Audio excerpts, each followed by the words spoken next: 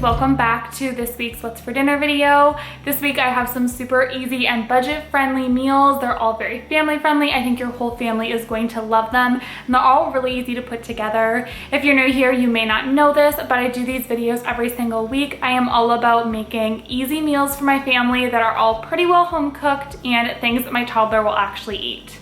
And I do upload these videos every single Sunday, so if you don't want to miss out on any future videos, make sure you are subscribed to my channel. Give this video a thumbs up, and let's go ahead and get into this week's meals. To start off this What's for Dinner, I'm actually just making a baked ziti, which is a recipe that I have shared on my channel before, but I wanted to share it again because it's super good, it's delicious, and it's very easy to put together, so it's great for an easy weeknight meal. So I'm just starting off by cutting up one large onion. I'm using about half of this and popping that into a pan, and then I'm just going to be cooking this over a medium heat. I add a little bit of olive oil in there, and I cook it until the onions are translucent in color. And then while those onions are cooking, I am also getting my pasta boiling. Normally I would use a ziti pasta, but I do not have any on hand, so I'm just using this one instead. But I would definitely say use ziti pasta if you have that. That's our favorite for this recipe.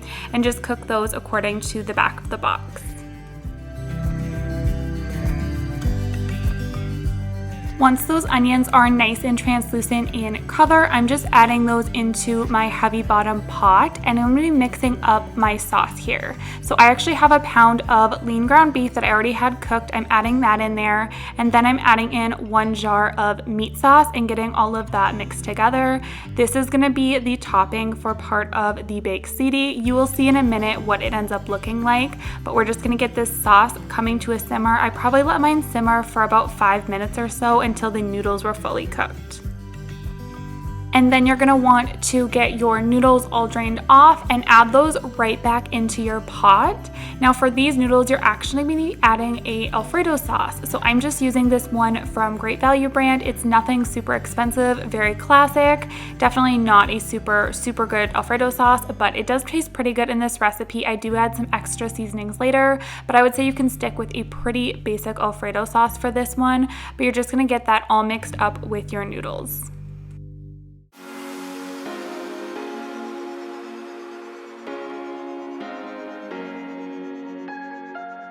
And since I wanted my Alfredo sauce to have just a little bit more flavor, I'm just adding in some dried parsley as well as quite a bit of garlic powder. Of course, you can add in other seasonings if you'd like. I did add in some pepper as well, and then just get all of that mixed together, and that's going to be it for the noodles, and we're just about ready to layer everything together. If you've never made a baked ziti before, go ahead and just spray your pan with a little bit of olive oil, and then you're gonna be layering this up. So you're gonna put half of the noodles in there and then top it with your red sauce, and then you're gonna be adding on a layer of mozzarella cheese. And I do this in 2 layers. So you're gonna do 2 layers just like this.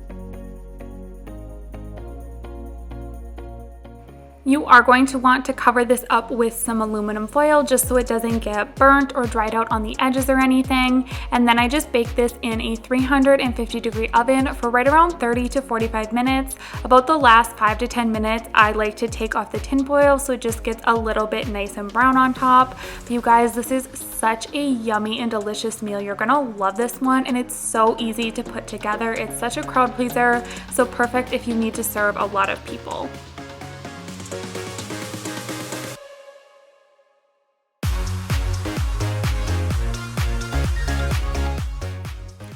This next recipe is hands down my favorite for the week. I cannot wait to make this one again. I'm just gonna be making some baked chicken tenders in the oven. These were so good, hands down the best chicken strips that I have ever made. I'm just starting off by melting 1 tablespoon of butter into a pan, and then I'm actually adding in my breadcrumbs. It's gonna make them nice and toasty.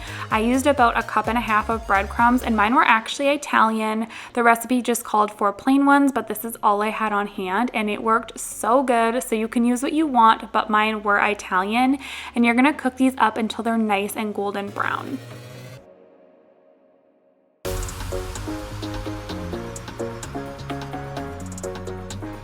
While those breadcrumbs are getting nice and golden brown, I'm just going to be mixing up the seasonings. So here I'm adding in 1 teaspoon of salt with a teaspoon of paprika. And then you're going to need a 1/4 teaspoon of onion powder, a 1/4 teaspoon of garlic powder, and a 1/4 teaspoon of black pepper. And then this next one is optional. I did decide to add it. It's just 1/8 teaspoon of cayenne pepper. So if you don't want these to be spicy at all, just skip that. But it was really good with the cayenne in there. It wasn't too spicy, but it did add just a little bit of flavor. And you're gonna get all of that mixed together.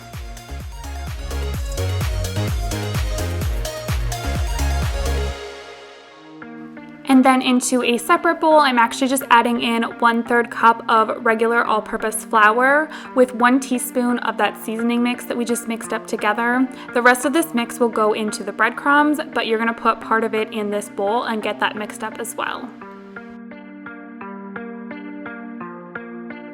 And then into a third bowl, I'm just adding in 1 egg with 2 tablespoons of milk and getting that mixed up as well.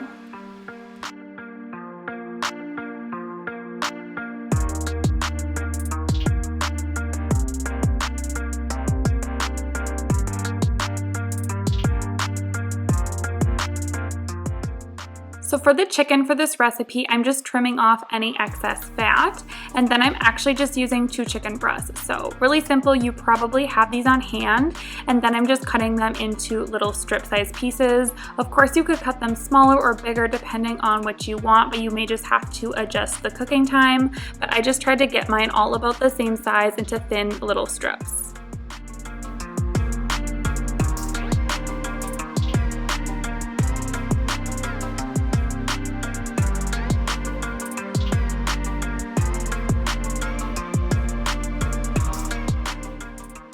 By the time you have all of those other steps done, you should have your panko breadcrumbs nice and golden brown. So I'm just adding those into a bowl with a little bit of Parmesan cheese.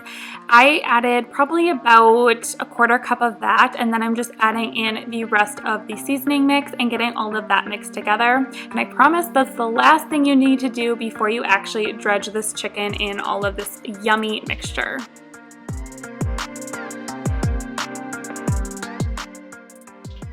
So you're gonna want to spray a baking sheet with a little bit of oil. Whatever kind you have is just fine. I used olive oil. And then you're just gonna go ahead and coat your chicken. So you're first gonna dip it in the flour mixture, right into the egg wash, and then you're gonna wanna get that nice, good coating right on top.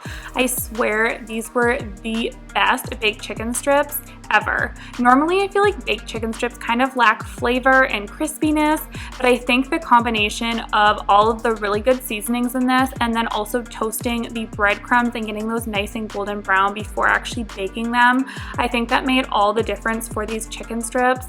So you guys, if you like chicken strips, you're definitely gonna have to try this recipe. I will have the full thing linked down below. Me and my husband both absolutely loved this one, so I think you're gonna wanna try it out.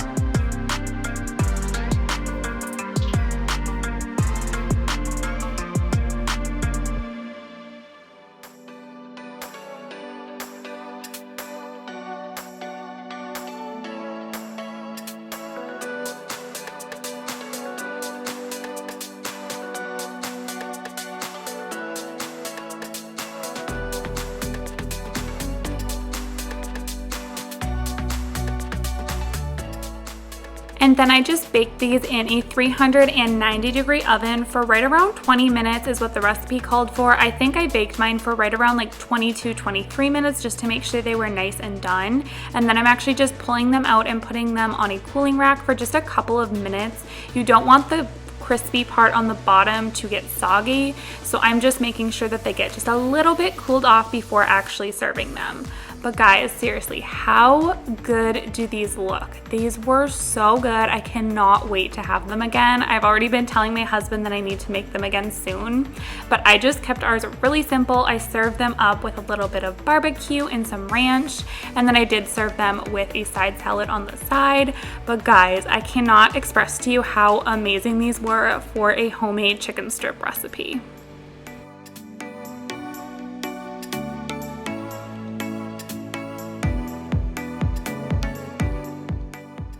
This next recipe is actually just a really simple one. I did some roasted veggies and sausage on a sheet pan. So this is just like a one pan, throw it in the oven kind of meal. So great for a busy night. This was a night that we came in late and my kids were being just absolutely insane, so I needed something really quick and easy. All I had to do was basically cut up all the veggies and throw everything on a pan, and that was it. I was able to play with my kids for the rest of the time. So great for just a really busy night or a really chaotic night. So here you see me just cutting up. I did one sweet potato and I just cut these into probably like 1/2-inch cubes. You definitely want to make sure that anything that's like a potato is cut really small so you don't have large pieces that don't cook well. And then my husband does not like sweet potatoes, so I did regular potatoes for him. So for this sheet pan dinner, I did sweet potatoes, regular potatoes. I added the sausage on there, of course, and then I did also add some broccoli at the end. But you can really use whatever veggies that you have on hand for this. The main thing is just to try and make sure that like your potatoes are cut up really small and that everything is cut into about the same size of pieces. So when it comes to the sausage in this recipe, you can literally use whatever you have on hand. I am actually just using a Polish sausage. We have tons of this in our freezer, which you guys have probably figured out by now. It's venison sausage. So we had this made. It's actually super good and really versatile for a lot of recipes. So I told myself I would try and incorporate that like at least once a week because it's super easy for me to do and we honestly really love it. And then I am just adding on some frozen broccoli. Fresh would have been better, but use what you have and it worked just fine. And then I'm just drizzling all of this with a little bit of olive oil. For seasonings, I did choose to keep mine really mild just because my kids were eating it and I didn't want it to be too spicy or anything like that. So you can really add whatever you want, but for mine, I did some garlic powder, quite a bit of that. I did some parsley, and then I did a little bit of chili powder. I didn't do anything too crazy though because I don't want it to be too spicy for my kiddos. And then of course, I'm doing salt and pepper. Another thing you could do is make this more of like a taco dish and add some taco seasoning on there, or literally just whatever spices that sound good to you, add those on, and I feel like this is just a foolproof recipe that your whole family is going to love.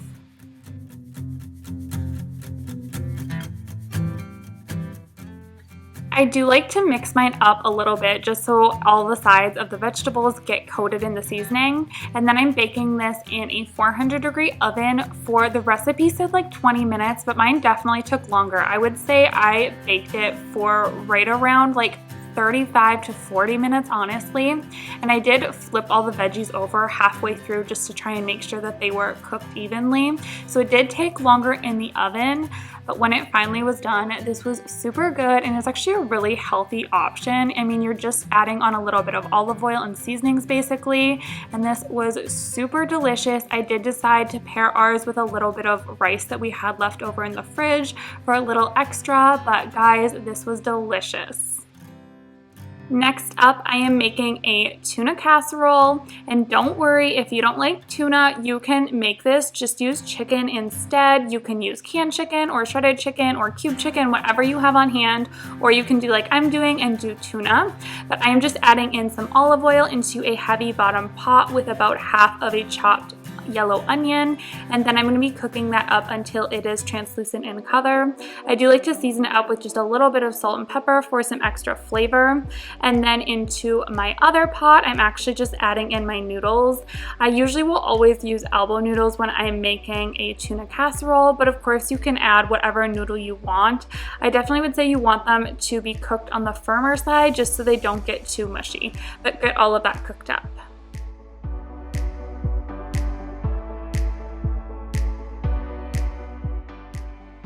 Once your onions are translucent in color, you can go ahead and add in your 2 cans of tuna, or like I said, you can use chicken. So if you're using chicken, I would say add like a cup and a half of shredded chicken or cubed chicken of whatever you have. That would work just fine. So add in whatever meat you're going to use.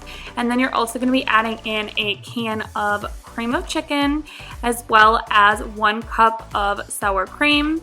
And then you're also going to need about a cup of milk. I think mine was 2% milk. And then you're going to season this up with some salt and some pepper. You can use garlic powder if you want. Of course, you guys, you can always use your seasonings to whatever you like, but I just kept ours really simple with the salt, the pepper, and the garlic powder. And then I'm just letting that heat together. And of course I had to add in a little bit of shredded cheese because you guys know I love my shredded cheese, but I'm just kind of letting that melt in for a couple of minutes. And then I'm actually adding in those cooked noodles. I do add in the full box, and I feel like that's about the right ratio for this recipe. So that is what I do, and then just get all of that mixed together.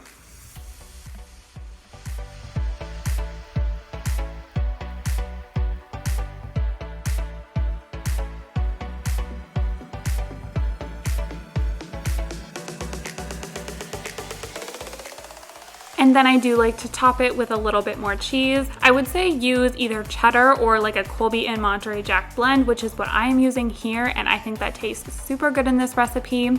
And then for a little extra topping, I'm actually just mushing up some Ritz crackers. I think I used right around half a package, and just smash those up into little pieces, and then I'm gonna throw those right on top of the casserole. I feel like it just adds a little something, or you could use breadcrumbs too if you don't want to use the Ritz, but I just like that texture that it gives this casserole.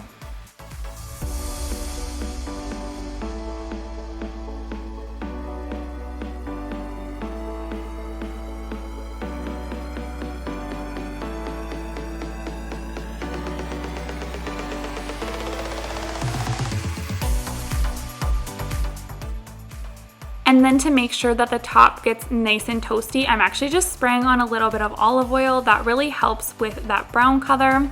And then I'm just popping this right into the oven. I would say you're gonna wanna do around 20 minutes, and mine was at 350 degrees, but this is super delicious. Next up is probably my second favorite for the week, and it's actually just a vegetable beef soup. Super basic and easy to throw together, and it's also a crock pot meal, so winner on that one. My husband is normally not a big fan of soup, but he absolutely loved this recipe too. So even if you don't like soup, you might like this one. It was super, super flavorful.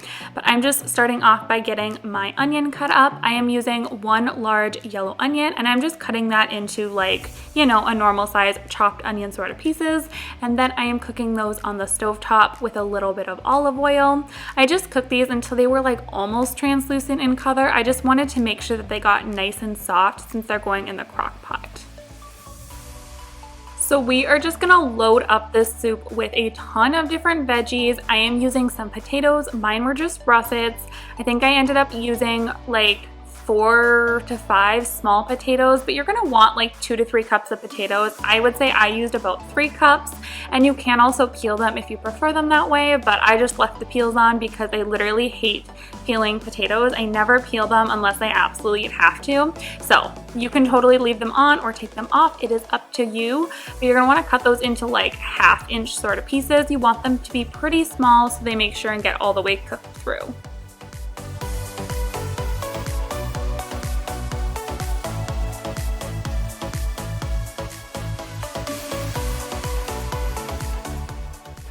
And then I'm also chopping up some celery. Again, I am making sure to cut this into pretty small pieces. I would say these were probably like 1/3 of an inch cube if I had to say a size, but just get those cut up. And then I did decide to add in some carrots as well because, you know, we want lots of veggies in our veggie soup.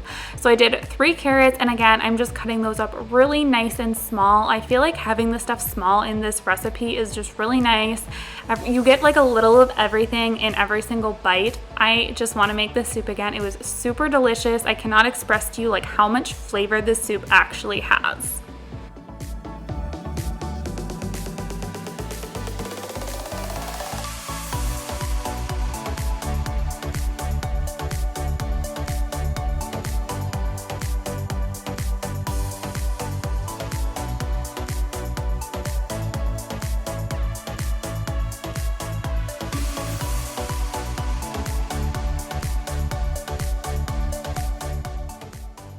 So now that you have all of your veggies cut up, you're ready to actually throw your soup into the crock pot. So just go ahead and spray it with a little bit of oil. And then here I'm actually adding in a pound of cooked ground beef. I keep this in my freezer, so I like to just brown up a bunch and then I have it in there.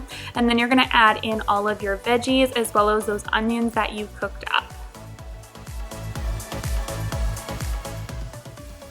You're also going to be adding in 2 cans of tomato sauce. Here you actually see me adding in 1 can of tomato sauce as well as a little bit of some leftover marinara sauce that I had in the fridge to use up, but go ahead and use 2 cans of tomato sauce, and then you're going to need half a can of corn. Mine was no salt added. You'll also need a can of petite diced tomatoes as well as some minced garlic. I just use a big scoop of the stuff out of the jar to make my life easy. And then for seasonings, you're going to do a teaspoon of salt. You'll need a teaspoon of Italian seasoning, and you're also going to need a teaspoon of dried basil.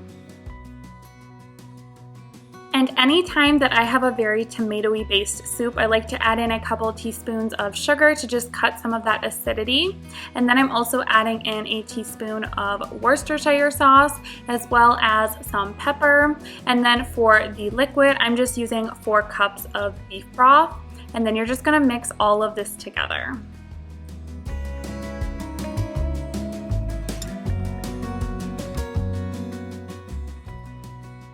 I cooked this on high for about 4 to 5 hours. Mine took about 5 hours in my crock pot, but you're just gonna basically wanna cook it until your potatoes are fully cooked through and all of your veggies are cooked through. Your ground beef is already cooked, so you don't have to worry about that, but you definitely want all your veggies to be nice and cooked together. Well, that is going to wrap up this What's for Dinner video. I hope that you guys enjoyed it and that it gave you some meal ideas and inspiration for your week. If you're new here and you don't want to miss out on any more of these What's for Dinner videos, make sure you go ahead and hit that little subscribe button, give this video a thumbs up, and I will see you guys next time. Thanks so much for watching. Bye.